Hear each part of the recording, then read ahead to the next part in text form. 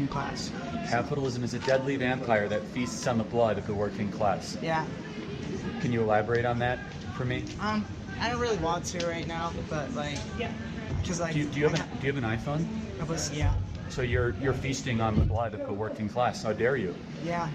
I know. How do you feel about that? We all have to do the best that we can. No, you don't. Why don't you go live on a farm and not use... Welcome back again to another reaction video. So guys, today's video is all about Charlie Kirk and the college students. Yes, and the keys. Okay, let me not use the word keys.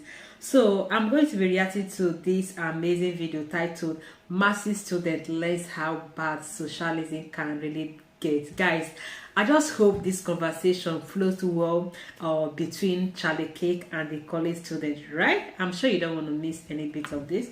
So no further talking, let's dive into it and watch it out. I know, I've seen the Socialism sucks. So. Yeah, well, I don't like your ideology. I don't know about you. You seem like a nice enough person. Yeah. Your ideas are practically evil, but that's... Oh, well, same for you. Okay, tell me why. What? Tell Same me why. for him. Capitalism is a vampire. I don't know. Is it what? I said capitalism is a dead vampire that feasts on the blood of the working class. Capitalism is a deadly vampire that feasts on the blood of the working class. Yeah. Can you elaborate on that for me? I don't really want to right now, but like, because like, Do you have an iPhone? Yeah. So you're feasting on the blood of the working class. How dare you? Yeah. I know. How do you feel about that? We all have to do the best that we can. No, you don't. Why don't you go live on a farm and not use the fruits of the working class and just be a socialist with your friends? Why use the fruits of the free market? Isn't that kind of hypocritical? No, because the free market is so pervasive, we have like no choice but to live. No, like I said, you could go live on a farm by yourself, like the Amish do, or like socialists in Vermont do, but yet you choose to live in a free market society and benefit from it, and use the heat and the light and the well-being and the medicine and the food all as a byproduct of a market-based society. I love his don't get me points. wrong, I love it. But... Oh, you love it, but you said it's a vampire sucking the blood of the working class, so isn't that a little contradictory? What? What's your dad's opinion? My dad's opinion? Yeah, how old are you? I'm 18. Is your dad the same persuasion as you? No.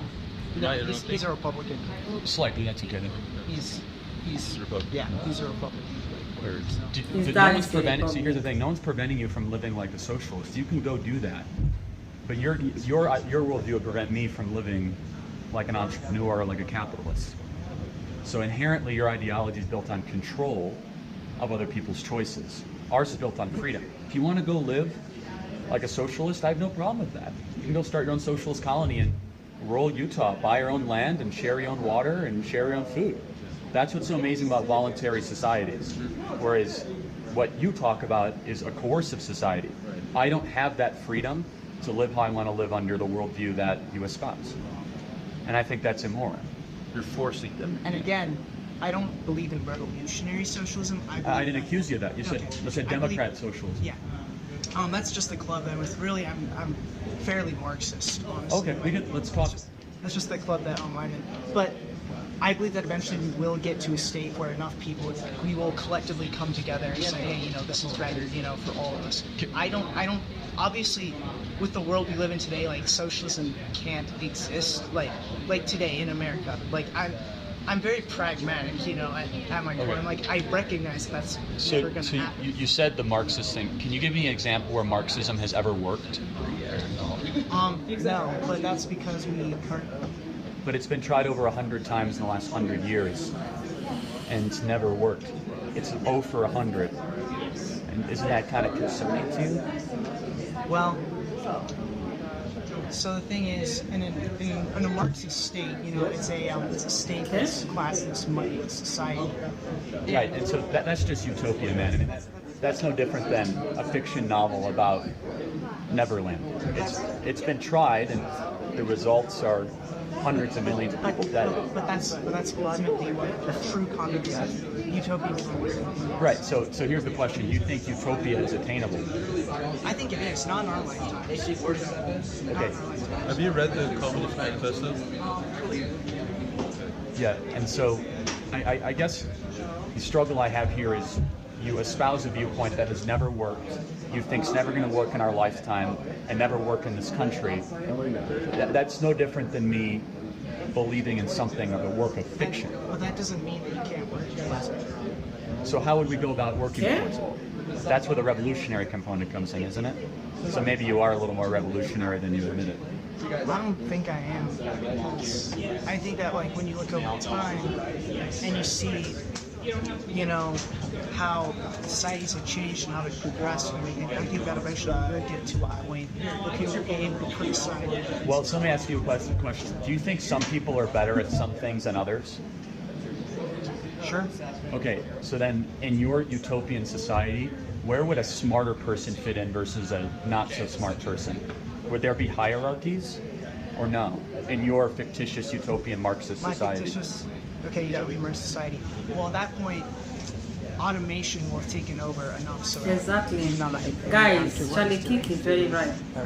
Are you familiar with this thinking? No, I'm very familiar. I'm trying to thinking deconstruct. is that to No, trust me, I'm not asking to figure it out. I'm actually to deconstruct. Like, I don't actually think he believes this. I'm saying that because of the modern age, there is a new variable, right, which is automation. Yeah. So very familiar with it, but that will never get rid of hierarchy. So. For the 2020 election, there's what's his name? There's a candidate who believes in the Yeah, the Asian American guy. Very nice. You or something. But here's the thing. if we tackle Karl Marx argued that in the 1870s, and we've had huge automation, and we still have hierarchy. It's like, so no matter how hard you try, some people are going to work harder at certain things and be more proficient at them than others, whether it be music, sports, anything. In the fictitious Marxist society, it means the complete and total abolition of any sort of hierarchy whatsoever. And so that's something you would believe in. Okay, so that's anti how we're actually built as people. Some people are taller, some people are smarter, some people have higher IQs, some people have more drive. Only in a market-based society are those differences able to elevate the standard of living for all people and actually make some sense of a broken world. And there's been so many times that Marxist fictitious utopian communism has tried to be implemented.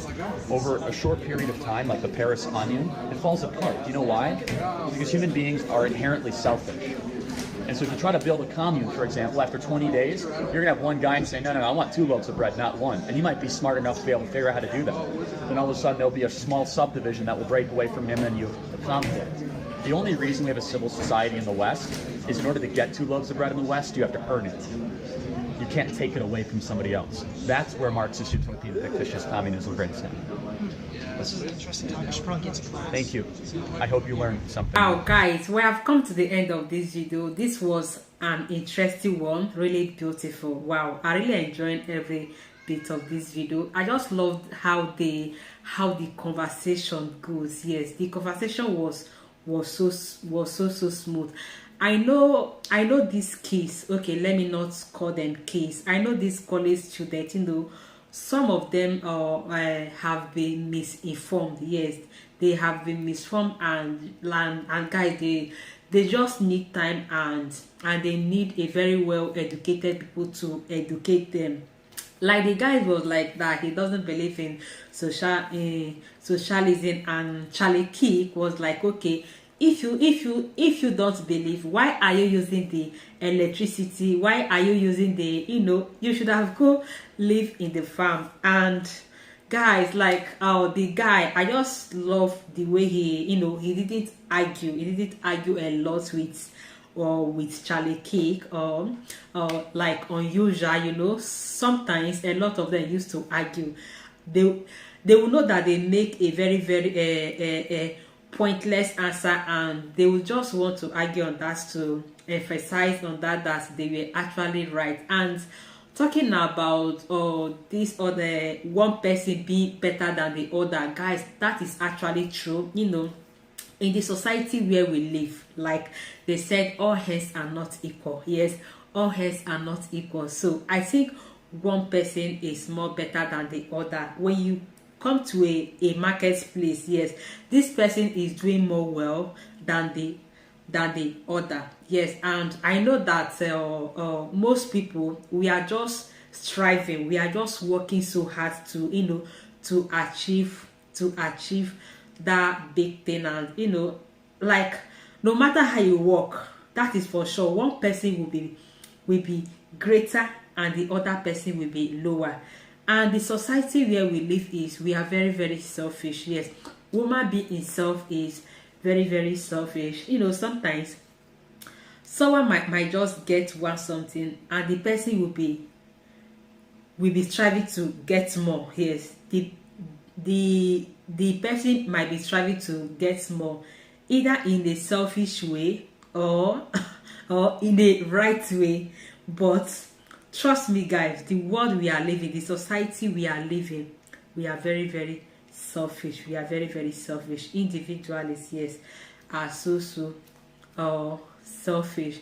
So I believe that this education that Charlie Kirk has passed to the students will go a very, very long way. Like today's conversation was so real, it was so, you know, it was so smooth, it goes well, you know, no shouting, no quarreling, no much arguments. And looking at about the guy, I think is a kind of person that wants to learn. Yes, is that kind of person that wants to learn, because he didn't argue much. So I believe that that everything that Charlie Kirk has told him is, you know, is going to go a long way for them. So I don't blame the student, guys. You know, when a child is growing up, you're, as in, the child will be hearing different things. You will hear different information, different things, and if care is not taken, guys, like some of these kids, they are going to grow up with these things, and you know, their ways of reasoning is going to going to base on what they heard, yes, whether from environmental or any other. So they are going to grow on with that. So I just love the way Charlie Kirk is handling the students. Yes, I love the information that he's always passing out to them. At least with all these things that Charlie Kirk have been doing, guys, I think this youth, they are going to, you know, to grow up to be that, you know, to have that positive mind, that, you know, I just love the interaction anyway. So guys, let me know what to think about this video. Okay, let me know your point of view in the comment section, and I'll be right there waiting for you. Please don't forget to smash the like button. Okay, so guys, thank you for watching. Stay tuned and see you in my next one. Bye.